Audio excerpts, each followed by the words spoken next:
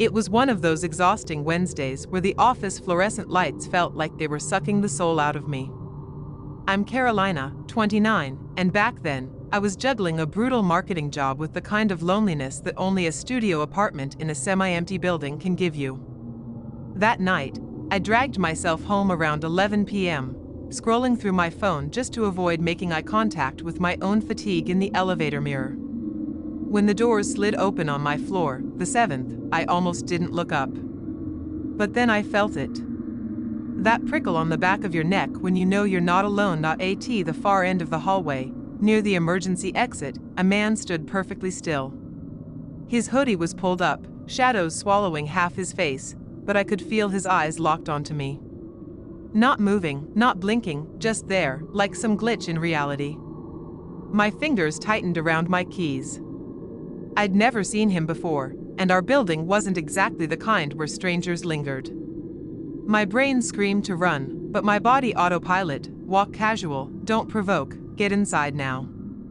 I could feel his stare burning into my back the whole 20 steps to my door.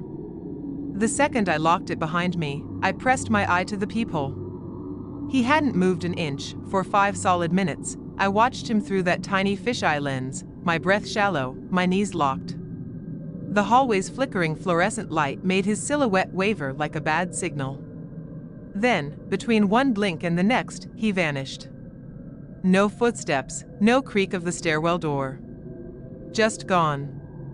I spent the night wedged between my bed and the wall, a kitchen knife clutched in my hand, replaying it. Maybe he's a delivery guy? A sleep-deprived neighbor? But the way he'd stared, like he'd been waiting. Like he knew me. The next morning, I convinced myself I'd imagined it. Until Thursday. I was fumbling with my grocery bags in the lobby when I felt that same icy crawl up my spine. There he was, slouched near the mailboxes, hood up, hands shoved in his pockets. This time, I bolted for the stairs, my heart slamming against my ribs. I called the super from inside my apartment, voice shaking. "Did you see a guy in a gray hoodie downstairs?" He sighed like I was wasting his time. "Cameras at the entrance been down for weeks, Senora. Nobody's reported anything." Bullshit. Because by Friday, the man was back, leaning against the building's outer wall, his head tilting slowly as I rushed past. By the weekend, I was a wreck. I started taking Uber rides to my own damn building just to avoid walking alone, but it didn't matter, he always found a way to appear. Sunday night, I double-checked every lock, closed every curtain, and tried to sleep with the TV on for noise. That's when I heard it, slow, deliberate footsteps stopping right outside my door. Not the usual neighbor shuffle. These steps paused. Then, silence. My whole body went rigid. I held my breath, ears straining, until I heard it, the faint, wet sound of someone breathing against the wood. Close. Too close. Like they were pressing their face to it. I don't know how long I sat there, paralyzed, before I forced myself to crawl to the door. My hands were shaking so badly I could barely press my eye to the peephole. The hallway was empty. No shadow, no movement, just that awful, lingering sense of wrongness. I called the police, but what could I even say? A man exists near my apartment and breathes aggressively? They sent a bored-looking officer who scanned the hallway with a flashlight and said, "Probably just a lost delivery guy." But lost delivery guys don't come back. And they don't stand so still you'd think they weren't even alive. Went full detective mode after that. Changed my routine, left earlier, came home later, even started using the back entrance through the parking garage. I paid a locksmith to install a deadbolt so thick it looked like it belonged on a bank vault. For a few days, nothing happened. No hooded figure, no footsteps. I almost convinced myself it was over. Then, on a rainy Thursday, I saw him reflected in the elevator doors as they closed behind me. Same slumped posture, same hollow stare. This time, though, his lips moved. Just 2 words, barely audible over the elevator's hum, "You're home." The doors sealed shut before I could react. It's when I realized he wasn't just watching, he was learning.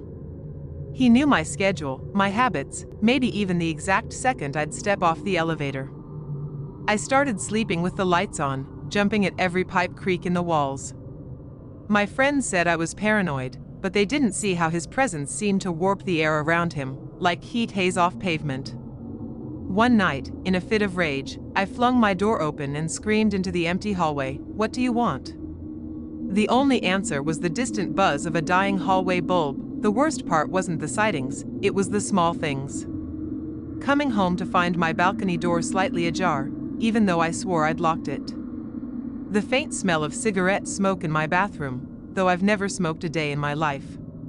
One morning, I found a single muddy shoe print on my doormat, too large to be mine. I started documenting everything: timestamps, photos of disturbed objects, recordings of those muffled footsteps outside my door at 3 a.m. The evidence piled up, but no one believed me. Not the building manager, not the cops, not even my therapist, who gently suggested stress-induced hypervigilance. Then, the voicemail. Left at 4:17 a.m. on a night I'd slept at a friend's place, just 30 seconds of jagged breathing, followed by a whisper so close to the receiver it made my skin crawl. "Carolina, you left the light on." My blood turned to ice. That's when I knew he wasn't just watching from the hallway anymore. He'd been inside. He knew things only someone standing in my living room could know. I played it on speaker for my friend, and we both heard it, the unmistakable creak of my apartment's warped floorboard near the kitchen. The one that only squeaks when you step on it just right. I moved out the next day. Threw my shit into garbage bags, left the keys with the super, and didn't look back. For months, I slept with a baseball bat next to my bed in my new place, jumping at every car door slam outside. Then, last week, I ran into my old neighbor, Marcos, at a coffee shop. We made small talk until he suddenly said, "You know that weird guy in the hoodie? Management found him sleeping in the basement storage unit after you left. Had a whole nest of stolen stuff down there, including photos of you." He must have seen my face go pale because he backtracked fast. "Oh shit, they didn't tell you?" Cops said he was some dishwasher from the diner on 5th, got fired for staring at customers too long. I never saw him again. But sometimes, when I'm unlocking my new apartment door at night, I still catch myself holding my breath, waiting to hear that wet, too close breathing on the other side. The cops returned a shoebox of my stolen items last month. Inside was a single note scribbled on a diner receipt: "You have the prettiest routines." I burned it in my sink. The weirdest part? That diner closed years before I ever moved into that building.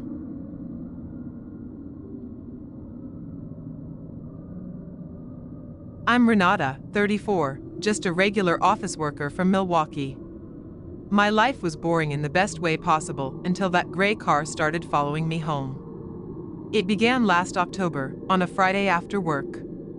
I remember because I was thinking about the pumpkin spice latte I'd treat myself to the next morning.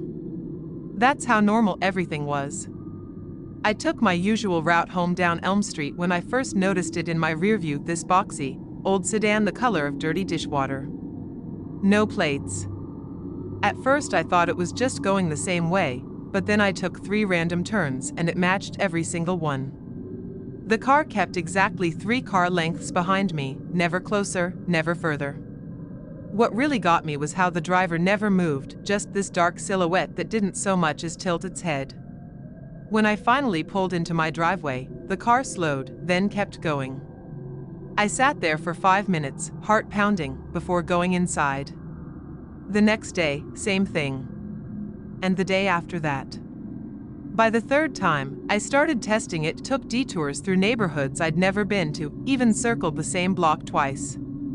The car followed every move like it knew exactly where I was going before I did. That's when I noticed the dent, a fist-sized crater on the left bumper with rust spreading out like spider veins. One night I came home late from happy hour with coworkers. As I parked, I saw it, same gray car, same dent, parked across the street under the one broken streetlight on the block. The engine was running but the lights were off. I pretended not to notice, but my hands shook so badly I dropped my house keys in the grass. The next morning, there was a note under my wiper: "You need to change your route," in cutout magazine letters.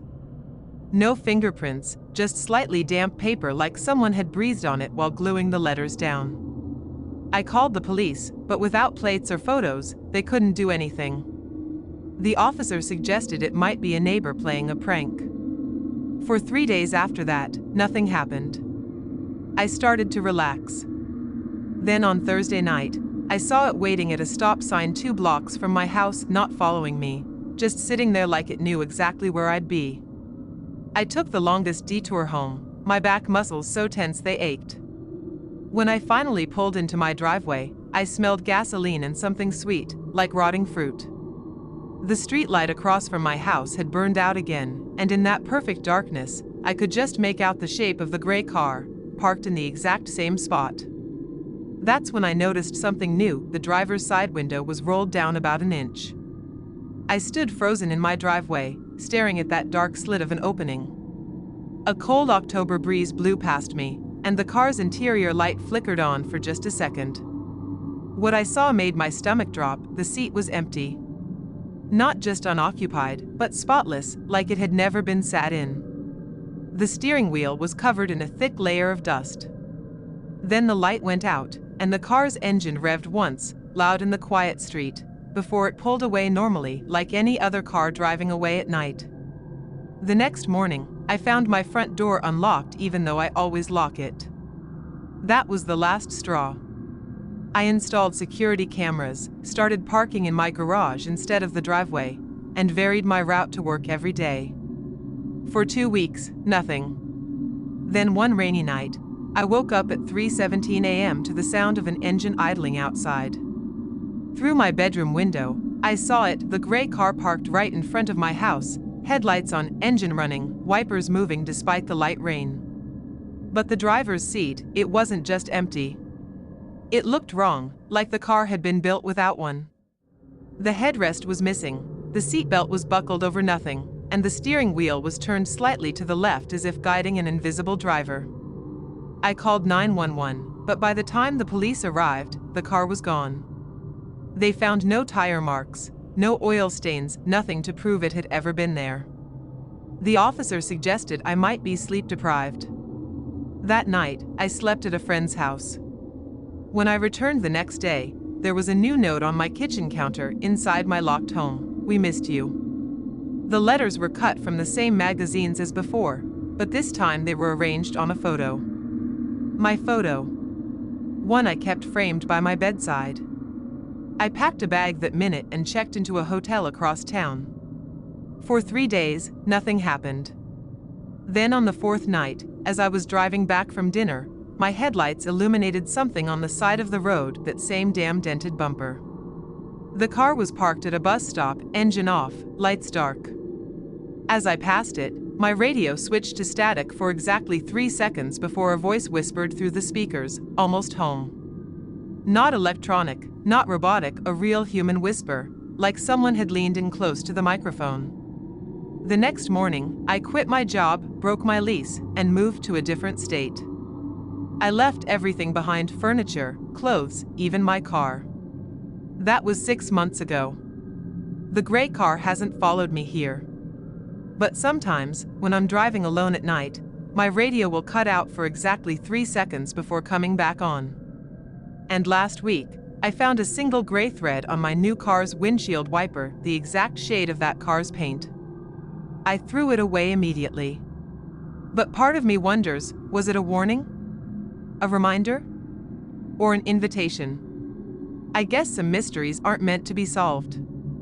I just know one thing for certain: I'll never feel safe checking my rearview mirror again.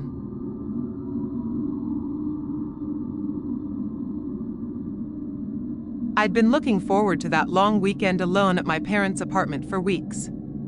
At 26, I still loved crashing there when they traveled. It was my childhood home, just quieter, with better Wi-Fi and no one nagging me about laundry. The place was a safe haven, a 5th-floor unit in a secured building, with a doorman who knew me by name. The first 2 nights were bliss: takeout, bad reality TV, and sleeping in. But on the third night, after a late shower, I froze in the hallway, towel clutched to my chest. The ceiling light was on. I knew I'd turned it off. My brain scrambled for logic, a power surge? A faulty switch? I flicked it off again, my fingers lingering too long on the wall, as if the light itself might disobey me. The next morning, I shrugged it off until I passed the guest room. The throw blanket on the bed was folded into a tight, military-style square. I'd tossed it haphazardly over the footboard days ago. My stomach dropped. I tore through the apartment, checking locks, windows, even the balcony. Nothing. No pry marks, no broken glass. Just the eerie certainty that something had shifted. That night, I triple-checked everything before bed. But around 3 a.m., I bolted upright, hard hammering. The TV remote, always on the left side of the coffee table, now sat dead center. And when I crept down the hall, a damp towel hung in the guest bath, reeking of a shampoo I didn't own. The scent clung to the air like a warning. By the fourth night, I was a live wire. Every creak of the floorboards made my breath hitch. I'd started sleeping with a baseball bat beside the bed, my dad's old one, the grip sticky with decades of use. That's why, when I woke to the unmistakable sound of the fridge door sighing open, I didn't just lie there. I grabbed the bat, my phone, and slithered into the bedroom closet, the darkness swallowing me whole. Through the slats of the door, I watched the kitchen light flick on, casting a jaundiced glow down the hall. Then came the footsteps, soft, deliberate, like someone trying not to wake me. The sink hissed to life. Water drummed against a glass. My knees locked. Who the hell pours water at 2 a.m. in someone else's apartment? The silence afterward was worse. No retreating footsteps, no clink of glass being set down, just dead air. It took me 10 minutes to uncurl from the closet. When I finally crept out, the kitchen was empty. But there, on the counter, sat a glass of water, half full, beads of condensation sliding down its sides. Ice cubes floated in it, barely melted. Fresh. My throat closed. I hadn't used those glasses all week. I lunged for my phone, dialing 911 with shaking hands. The cops came, swept the place, even checked the fire escape. Nothing. No fingerprints on the glass. No signs of entry. Just the officer's tired sigh. "You sure you didn't sleepwalk, miss?" I wanted to scream. Sleepwalkers don't fold blankets into perfect squares, the cops left, but their skepticism lingered like a bad smell. I spent the next day in a haze, jumping at my own shadow. I called my parents, casually, so they wouldn't panic, asking if they'd given anyone a key. "Just you, sweetie," Mom said, her voice tinny over the phone.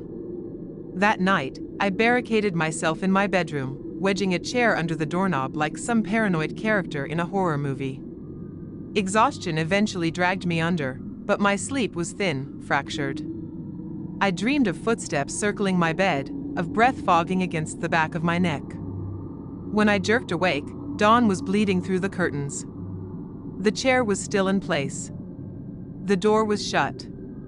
But my pillow was all wrong. There, coiled like a snake on the white cotton, was a single strand of hair.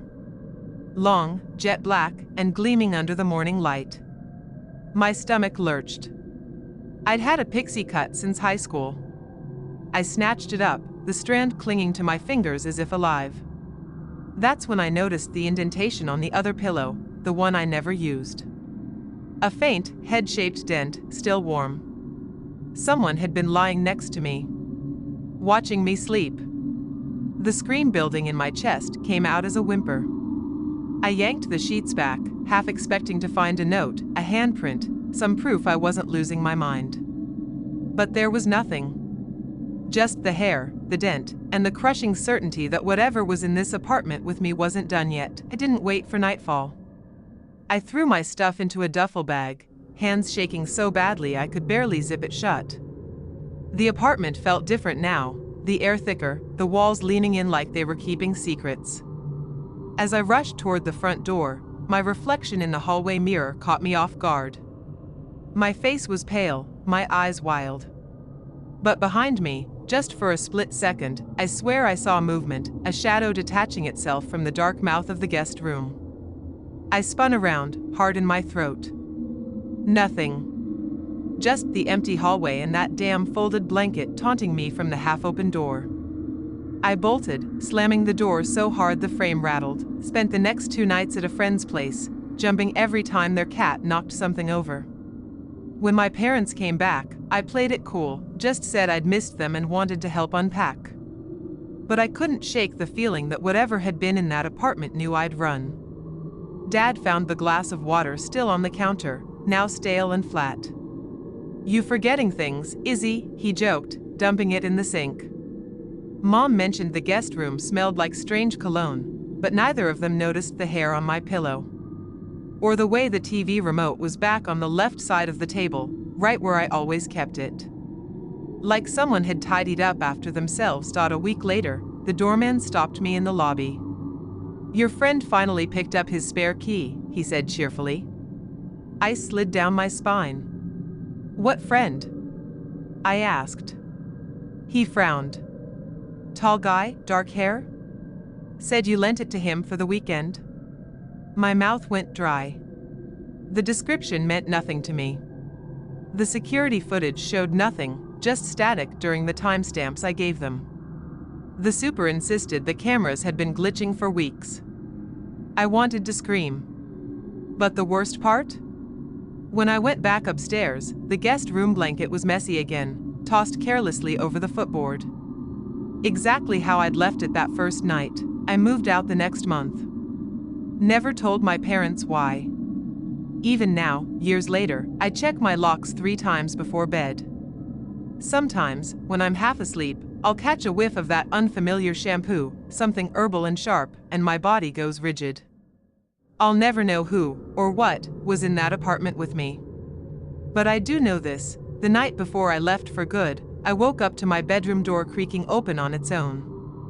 And from the hallway, barely louder than a breath, came the sound of someone humming.